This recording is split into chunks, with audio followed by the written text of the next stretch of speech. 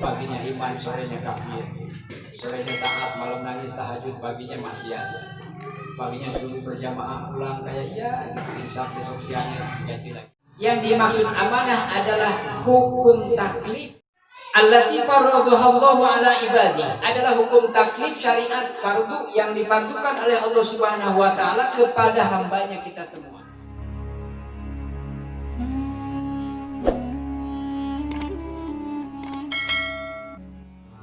Wassalatu wassalamu ala sayyidina Muhammadin wa ala alihi wa ashabihi ajma'in. Amma ba'du. Bismillahirrahmanirrahim. Babun fil amri bi adail amanah. Fil amri bi adail amanah. Bab selanjutnya adalah tentang perintah menunaikan amanat. Lawannya tuh apa? Amanah tuh lawannya apa? Khianat. Pengkhianat. Lawannya amanah itu dipercaya, khianat berarti sebaliknya. Yang mendasarinya adalah firman Allah surat An-Nisa. Qala Allah Ta'ala a'udzu billahi minasy syaithanir rajim. Innallaha ya'murukum an tu'addul amanati ila ahliha. Al-ayat. Sesungguhnya Allah Subhanahu wa taala ya'murukum, perintah ing sira kabeh. Innallaha ya'murukum, perintah ing sira kabeh. Perintah apa? Antu adu yentanakan amanah ila ahliha, maring ahline amanah.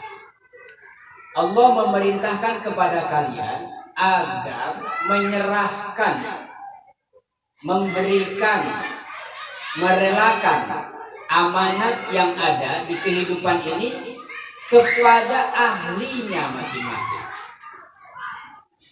Karena seringkali salah tempat gitu.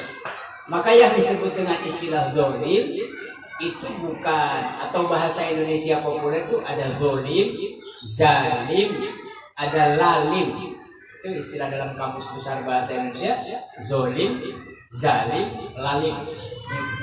Membuat lalim, membuat zolim. Itu artinya apa? Menempatkan sesuatu bukan pada tempatnya. Yang kemudian ayat ini turunannya dalam hadis Rasul disebutkan apa? Yang bukan para ahlinya, fantadir sa'ah. Konsekuensinya apa? Kalau ada urusan diserahkan bukan pada bidangnya.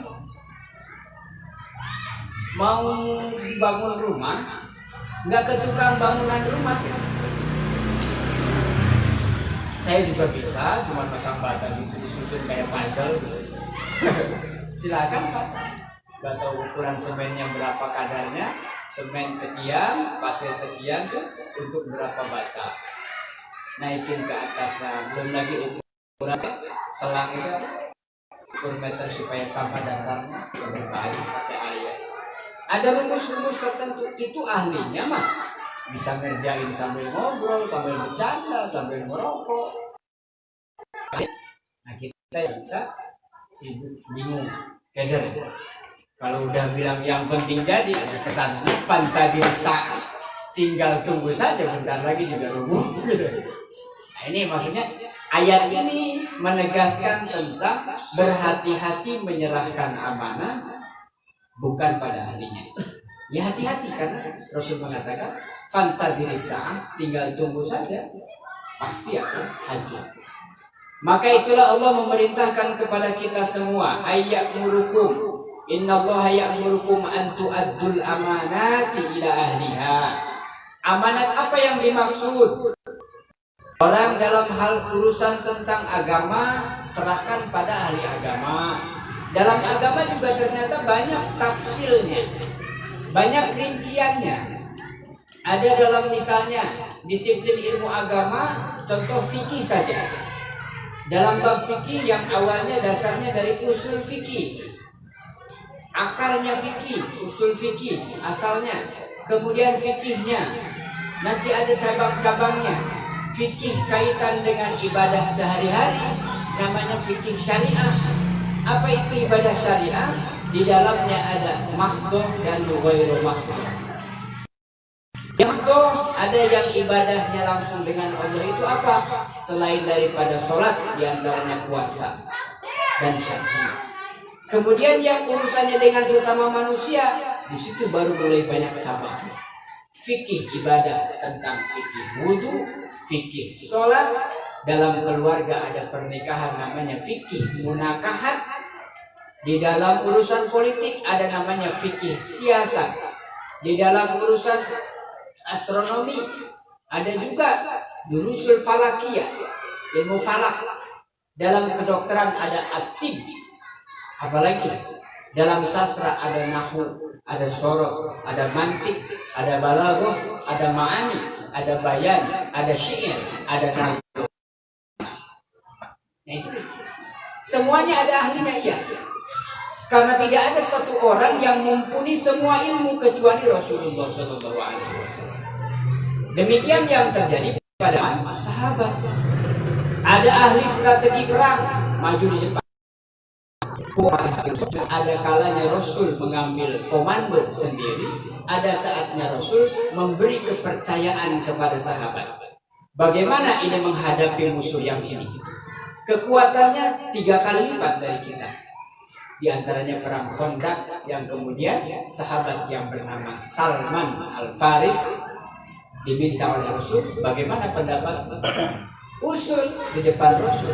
Saya mengusulkan untuk membuat satu parit. Ya Rasul, galilah ini dari sini sampai sana, lebarnya sekian, panjangnya sekian. Untuk apa? Untuk menjebak musuh nanti. Diterima oleh Rasul. Itu ahli di bidang itu. Ahli pedang, ahli panah, semua dalam kaitannya dengan amanah ini. Kalau zaman ini sekarang, kenapa ini buat evaluasi juga? Terjadi banyak kehancuran, terjadi banyak kerusakan, kadang-kala bahkan seringkali suatu persoalan diserahkan bukan pada ahlinya. Kalau di kantor ada istilah the right man on the right place. Simpan orang di tempat yang pas gitu maksudnya. Ini akunting nih akhirnya, ya udah itu akunting. Ya, the right man on the right place gitu. Itu tempatnya pas. Ini bidangnya ini. Itu belajar dari organisasi kecil-kecilan, sekolah ada OSIS, nanti masuk lagi kuliah ada UKM, unit kegiatan mahasiswa, ada organisasi primordial. Itu anak-anak kita memang belajar dari awal organisasi siswa sampai sekarang dewasa. Ada yang di DKM, aktif di DKM, ada di remaja masjid, ada taruna dan lain sebagainya. Ini dalam rangka apa? Amanah itu mesti tepat gitu. Maka yang dimaksud dolim yang tadi saya istilahkan lalim atau zalim adalah menempatkan sesuatu bukan pada tempatnya. Itu sudah masalah. Nah inilah ayat yang pertama mendasari tentang perintah menyerahkan amanat kepada ahlinya. Dalam bab memenuhi amanat Allah berfirman, Inna aradnal amanah, Inna aradna. Ini dot ya. Kita udah ngaji tajwid malam Rabu. Ini bukan, jangan dibaca Inna aradna, bukan. Dot aradna. Wayang ada monyong sedikit dan bakal apa-apa. Aradna. Walau do, ya monyong aja nggak apa-apa, dan nggak ada yang ngetawain. Ya. Inna aradnal amanah. Sesungguhnya kami telah menyerahkan, mewakilkan, memberikan amanah. Yang dimaksud apa? Al-muradu bil amanah kali fi syar'iyyah, hukum taklif di dalam syariat. Apa itu hukum taklif? Hukum paksaan. Bahasa simpelnya gitu. Suka tidak suka, senang nggak senang, kalau sudah akil balik wajib sholat 5 waktu. Apa konsekuensinya? Dilaksanakan mendapatkan pahala, ditinggalkan mendapat dosa. Kemudian kita kenal sholat hukumnya wajib. Apa itu wajib? Hukum paksaan. Maka orang yang sudah balik disebut mukallaf. Itu mukallaf. Kita nih orang-orang mukallaf itu artinya orang yang sudah akhir balik dan sudah dipaksa oleh Allah. Dalam pengertian hukum. Walaupun Allah kasih pilihan, silakan mau taat silakan, mau enggak silakan. Tetapi ada konsekuensinya masing-masing. Nah, maka yang dimaksud taklif di sini adalah hukum taklif syariat. Semua syariat yang diperintahkan Allah itu merupakan amanah. Bahwa kita ingat ketika Allah mengatakan, wallahu akhrajakum min butuni ummahatikum la ta'lamuna syai'an. Dan Allah lah yang akhrajakum, mengeluarkan, melahirkan, menjadikan kita terlahir min butuni ummahatikum, dari rahim-rahim ibu kita. La ta'lamuna syai'an. Bagaimana manusia kok bisa diberi amanah sementara waktu lahir la ta'lamuna syai'an, tidak ngerti apa-apa, tidak tahu apa-apa, bagaimana bisa mengemban amanah? Tapi kemudian Allah berikan kemudian wa ja'ala lakumus sama. Setelah dikeluarkan dari rahim dia cuma bisa nangis. Ja'ala lakumus sama. Aku jadikan. Ini dalam fungsi. Kalau telinganya kan sudah ada kan? Dari lahir bayi sudah ada telinga. Aku fungsikan as-sam'a, pendengarannya. Wal absara, matanya sudah ada bayi tapi belum bisa lihat. Pas lahir absar, Allah jadikan matanya berfungsi dan melihat. Maka kalau kita bilang nikmat itu ada dua, nikmat mata dan penglihatannya, nikmat telinga dan pendengarannya. Sebab ada orang punya mata tapi tidak melihat, ada hati tidak punya perasaan, ya. Ada telinga nggak mau dengar. Doa mah doa tiap hari. Allahumma arinal haqqa haqqan. Ya Allah, tunjukkanlah kepadaku jalan yang benar. Sudah diperlihatkan sama Allah, dia tutup mata. Kacamata kuda. Nggak tengok kanan dan kiri. Engkau minta ditunjukin dan seterusnya. Nah, maka harus sesuai. Aku berikan amanah yang dimaksud hukum taklif wal faraidil ilahiyah. Apa yang difardukan, diwajibkan oleh Allah kepada kita semua, itu yang dimaksud amanah. Setelah dijadikannya telinga dengan pendengarannya, mata dengan penglihatannya, kemudian wal afidah. Apa itu afidah? Media untuk kita bisa menaruh iman kepada Allah, sesuatu yang gaib, ada yang namanya afidah, fuad, hati. Jadi ini bentuk fisiknya bukan hati, ya. Kalau hati itu kata sifat, qalbun itu kata sifat, qalbun berbolak dan berbalik. Aslinya memang fitrahnya hati itu tidak pernah hancur.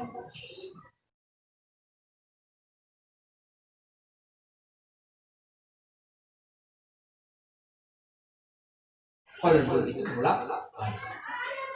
Sekarang iya, besok enggak, pagi iya, besok enggak. Ini hadis sudah banyak cerita tentang hadis di Al-Ba'in Nawawi kemarin. Paginya iman, sorenya kafir. Sorenya taat, malam nangis tahajud, paginya maksiat. Paginya suruh berjamaah pulang kayak iya, gitu, insaf besok siangnya ganti lagi. Itu manusia, itu fitrahnya. Nah, maka yang perlu diingatkan apa? Ingatkan, tingkatkan kepada Rasul. Nah, ini dalam pengertian yang sederhana, yang dimaksud amanah adalah hukum taklif yang mukmin. Apa yang dilakukan setelah kita syahadat adalah sholat, dijaga sholatnya. Pada saatnya nanti bulan Ramadan tiba, kewajiban untuk berpuasa, kita penuhi puasa Ramadan. Ketika saatnya zakat, kita penuhi zakat. Ketika saatnya kita diberi kemampuan berhaji, maka kita berangkat haji. Cash flow, clear, selesai. Saya beriman dan melaksanakan Islam, yaitu rukun Islam. Itu taklif. Kalau ditinggalkan, wayah Allah catat dosa neraka. Itu tiga. Saya sholat pahala 3 neraka.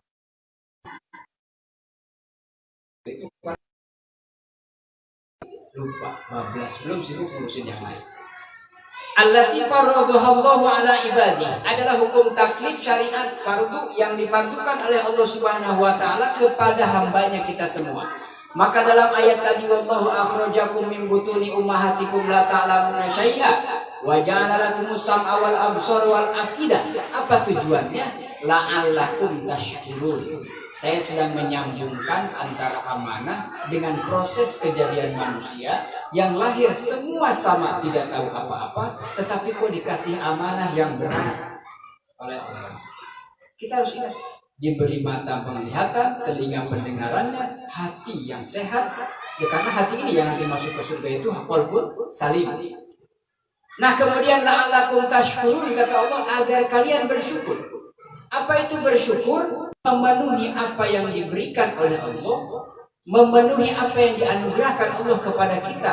Zahirnya mengabdi kepada Allah Subhanahu wa taala, nyambung dengan wa ma khalaqtul jinna wal insa illa liya'budun. Kecuali buat ibadah itu semua kita gunakan. Jadi tangan, kaki, telinga, mata, seluruh anggota badan ini adalah difungsikan untuk amanahnya ibadah yang difardukan oleh Allah. Ada ibadah mata, ibadah telinga, ibadah seluruh anggota badan, sehingga pada akhirnya nanti apa yang terjadi? Al-yawma nakhtimu ala afwahihim wa tukallimuna aydihim wa tashhadu arjuluhum bima kanu yaksibun. Semua akan bersaksi di hadapan Allah. Hari ini kami kunci semua afwahihim, mulutnya dikunci. Wa tukallimuna aydihim, tukallimuna kallama yukallimu, artinya Allah memberikan kuasa tangan ini bisa bicara. Sekarang mah diam, bisa ngumpetin, ntar mah bisa ngomong. Wa tasyhadu arjuluhum, kaki ini bersaksi bima kanu yaksibun, apa yang telah dikerjakan ketika di dunia.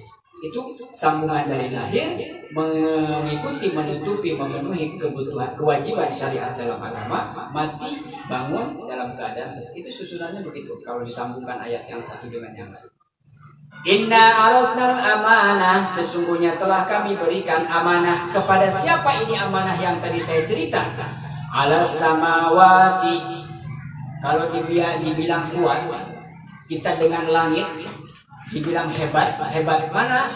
Secara fisik, langit terbentang luas, 7 lapis, entah yang mana satunya. Di atas ini yang kita lihat itu warna biru, kita bilang itu langit yang biru, itu mungkin awan. Kadang mendung, langitnya hitam. Kadang hujan, langitnya hujan. Sebenarnya langit satu itu yang mana? Sampai kita bingung, akhirnya rumah di atas ada namanya atap plafon, disebut langit. Intinya langit itu di atas lantai. Nah, langit-langit itu di atas. Nah, ketika Allah amanahkan ini, diberikanlah amanat hukum taklif syariat kepada langit yang begitu hebat, terbentang luas dan kokoh. Enggak pernah sekalipun langit itu retak atau bocor. Langit didempul gitu, nggak ada. Tiangnya agak miring, nggak ada. Dari dulu nggak pakai tiang, kuat. Nggak pakai masa berapa waktu, fondasinya gimana? Itu kekuasaan. Segitu hebatnya, wal ardi, dan Allah juga pernah menyerahkan amanah ini kepada bumi. Ke dalam, yang kalau bercanda ke anak-anak nih, Cipendawa nih, ada tanah di depan sini, ditusuk tembus ke Amerika, katanya gitu. Ya, karena globe kan bulat tuh. Jadi kalau ditusuk sama pipa terus sampai mentok gitu, itu Amerika di sana. Dia kan bulat dia, ketemu sama mana tahu di pulau Indonesia. Itu 7 lapis. Di dalamnya ada apa? Yang kita tahu cacing, ya itu mungkin yang di permukaan. Ada belut, apa itu lindung ya. Ada kodok, ada ikan yang ngumpet jadi, ada semut dan lain sebagainya. Itu kita tahu. 7 lapis itu isinya apa aja. Nah, itu kita nggak tahu, Allah. Hebat itu bumi. Tetapi kemudian apa jadi setelah langit dan bumi diberikan amanah? Wal jibali, dan kepada gunung-gunung kuat-kuat juga, kokoh-kokoh juga. Allah tancapkan gunung-gunung di ayat lain sebagai penyeimbang. Fa'abaina, ayyahmilnaha washfaqna minha wa hamalahal insan. Berikan amanah kepada langit dan bumi, gunung-gunung mereka semua menolak amanah itu. Ya Allah, kami tidak sanggup untuk menerima amanah yang besar itu. Syariat wasfaqna minha wa hamalahal insan. Pada akhirnya para malaikat ketika mau menciptakan manusia menjadi khalifah di muka bumi, ini Allah penuhi janjinya. Maka apa yang terjadi? Manusialah yang secara untuk mengemban amanah itu. Apa amanah yang Allah berikan kepada manusia secara umum? Adalah kehidupan dunia, bumi yang diciptakan oleh Allah pertama kali, dan langit dan alam semesta seisinya adalah untuk menjadi khalifah, pemimpin di muka bumi. Silahkan kau kelola bumi ini, alam semesta ini sebaik-baiknya, atau kita kenal dengan sumber daya alam. Innahu kana zaluman jahula. Sesungguhnya manusia itu sebenarnya manusia itu sendiri, mereka berbuat zalim terhadap dirinya sendiri dan tidak tahu harus bagaimana saya mengemban amanah. Kalau kita renungkan, kayak kita kepaksa gitu. Nabi Adam dulu kenapa ya pakai makan buah putih gitu. Coba kalau kita lahir di surga semua, enak ya. Masalah, nggak ada corona. Ini fitrah. Allah punya grand design. Grand designernya tuh Allah bagaimana mengkonsep kehidupan ini dari penciptaan langit dan bumi selama 6 hari. Jadikanlah semua berpasang-pasangan. Banyak susah dan senang, tangis dan tawa, atas dan bawah, kanan kiri, semua berpasang-pasangan. Bahkan binatang-binatang, bahkan pohon-pohonan, ternyata mereka juga sama melakukan hubungan badan sehingga mereka melahirkan siung-siung itu, anak-anak. Kapan yang kita tahu daun sama daun berhubungan suami istrinya? Ternyata angin itu ditiupkan. Kalau dalam tafsir itu, angin itu bertiup sehingga daun satu dengan daun lain bersentuhan. Itu mereka sedang berhubungan badan. Nah, kita nggak ngerti bahasa daun. Binatang juga sama begitu. Nah, ini amanah yang begitu berat. Langit gunung tidak mampu, gunung-gunung tidak mampu, bumi tidak mampu, diberikan kepada manusia. Sementara manusia itu sendiri pernah dan akan selalu mendolimi dirinya sendiri. Sehingga tawadunya seorang nabi dan rasul yang terjadi kepada Nabi Yunus alaihi salam. Kemudian aku cerita tentang doanya. Apa itu doanya? La ilaha illa anta subhanaka inni kuntu minadz dzalimin. Nabi mengatakan, subhanaka inni, sesungguhnya aku, kuntu, sungguh saya ini, minadz dzalimin, adalah bagian daripada orang-orang yang berbuat zalim. Nah,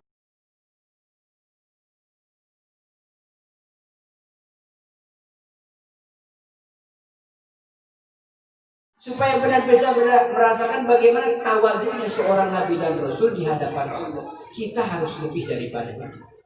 Yang kita zalimi siapa? Bukan cuma orang lain, diri sendiri.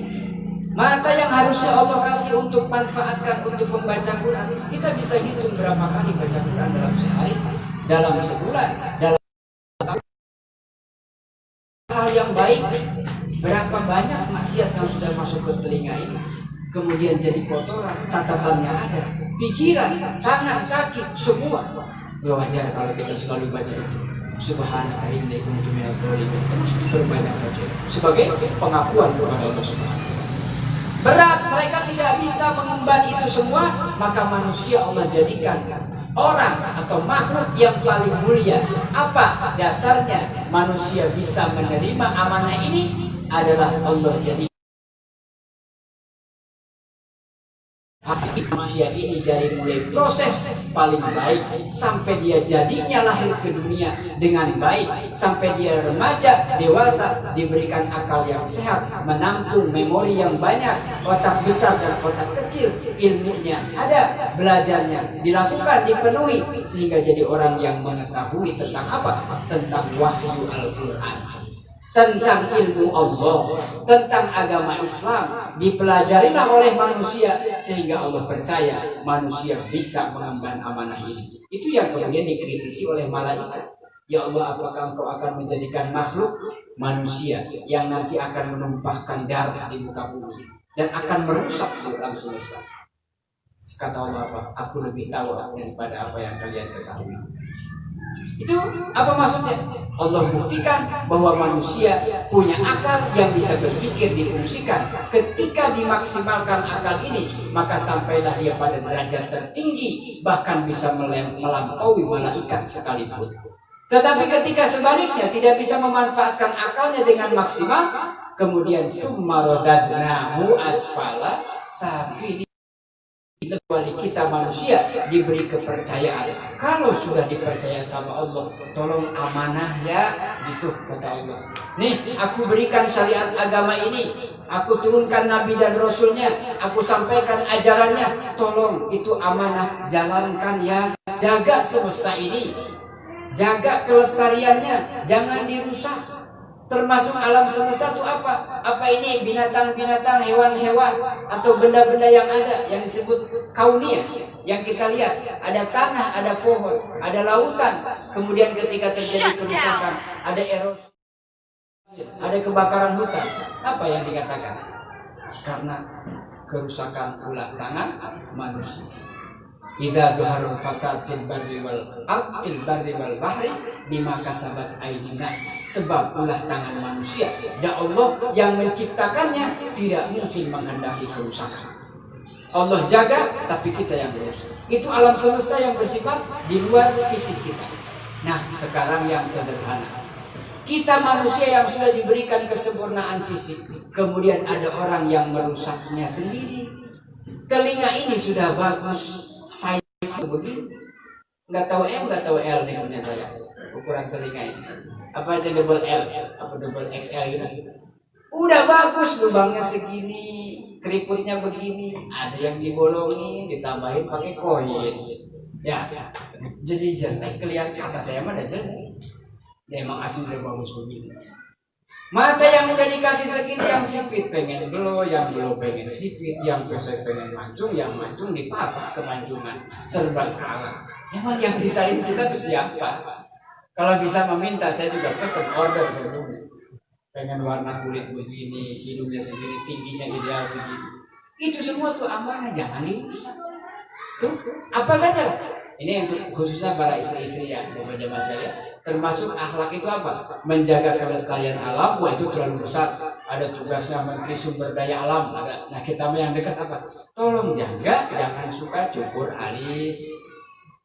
Ya, cukur alis. Ini cukur. Biar gitu, biar kayak orang Pakistan. Jangan tuh ya.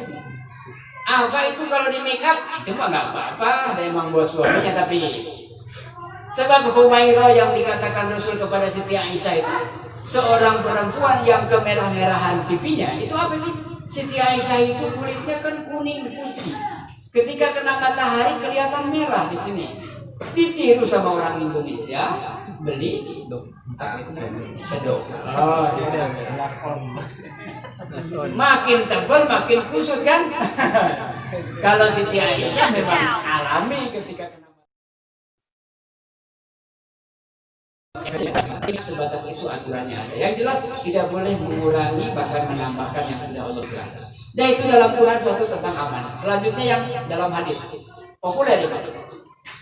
An Abi Hurairah radhiyallahu anhu anna Rasulullah sallallahu alaihi wasallam, sesungguhnya Rasulullah sallallahu alaihi wasallam bersabda, ayatul munafiki, ayatul munafik, tanda-tanda orang munafik. Ay alamatul munafik. Idza haddatsa kadzaba salasun ya.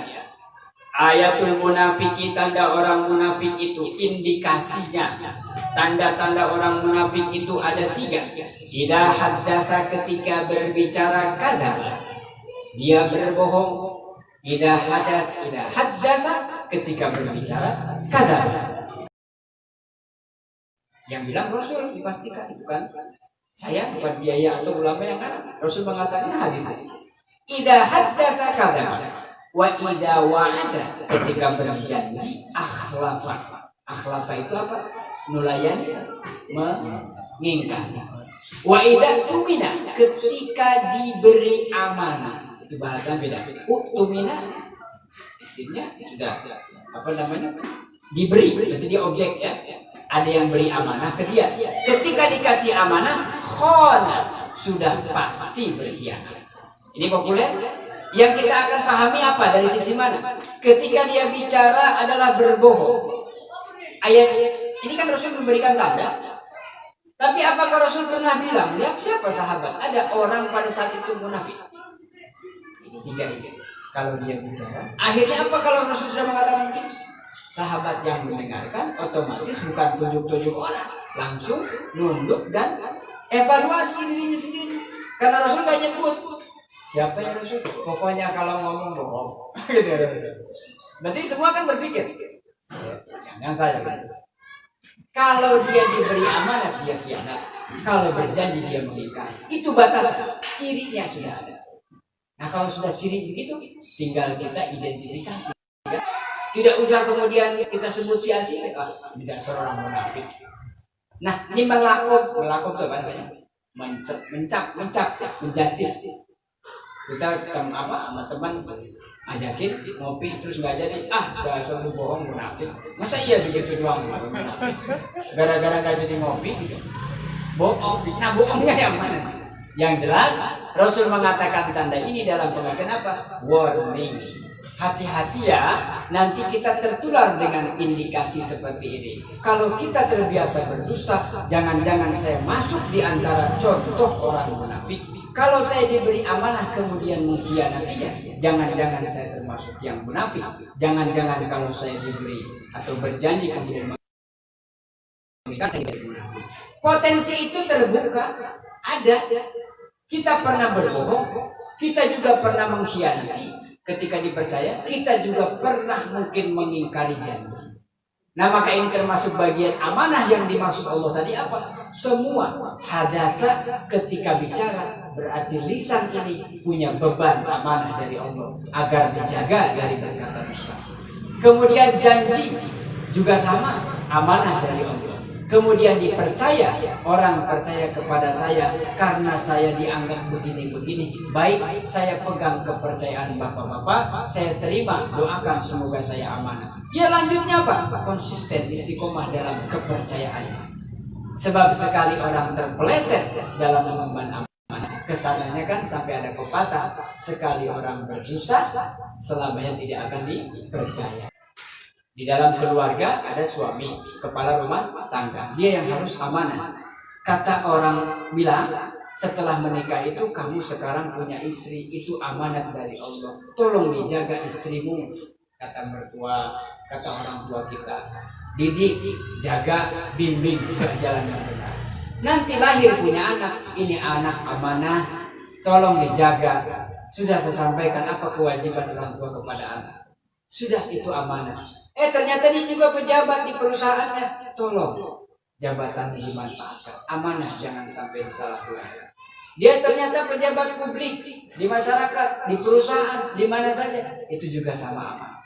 Orang ini kemudian dengan akalnya mempelajari Al-Quran, mempelajari ilmu di dalam kehidupan dunia. Sebagaimana Rasul menggambarkan tentang kebahagiaan di dunia dicapai dengan ilmu. Man ya fa'alaihi bil ilmi. Siapa yang kebahagiaan dunia, hendaklah dengan ilmunya. Wa man aradal akhirata, siapa yang menghendaki kebahagiaan wan aradahuma, siapa yang menghendaki kebahagiaan dua-duanya, dunia dan akhirat, fa'alaihima bil ilmi, dua-duanya tidak lepas dengan ilmu. Kenapa ilmu jadi tekanan dari Allah? Itulah bedanya manusia dengan hewan. Diberi akal untuk menyimpan memori berapa giga kita tahu. Kalau hafal Quran itu berapa giga yang hafid menyimpan memori itu. Kalau hafal hadis dalam situ. Kemudian aplikasinya terus dibersihkan dari hal-hal yang negatif, maksiat, dijaga dari perbuatan-perbuatan maksiat yang munkar sehingga memorinya terjaga. Kita sering juga error.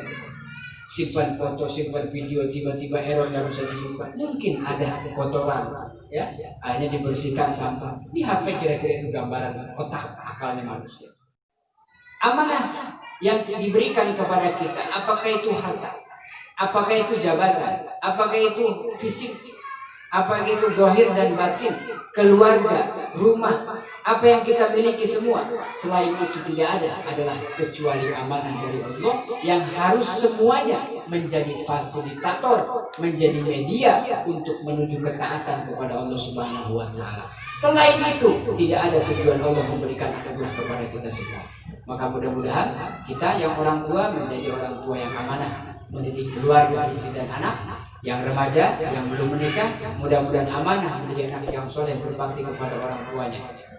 Keluarga kita dalam keadaan baik, istiqomah dalam ketaatan, amanah dijaga sampai akhir hayat dalam keadaan husnul khotimah. Amin ya rabbal alamin. Juga terhindar dari 3 tanda ayat-ayat munafik tadi.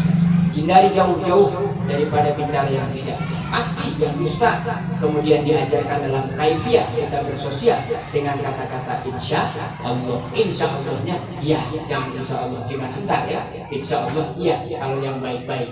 Tapi kalau yang buruk nggak boleh insya Allah, nggak boleh. Insya Allah dah. Insya Allah apa sih? Kalau Allah berkehendak. Kalau kemaksiatan masa iya? Nanti ngaji ya, insya Allah iya. Itu Allah nanti bantu. Alam mudah-mudahan jauh daripada maksiatnya. Amin ya rabbal alamin. Saya serahkan untuk doa kepada Allah. Assalamualaikum warahmatullahi wabarakatuh.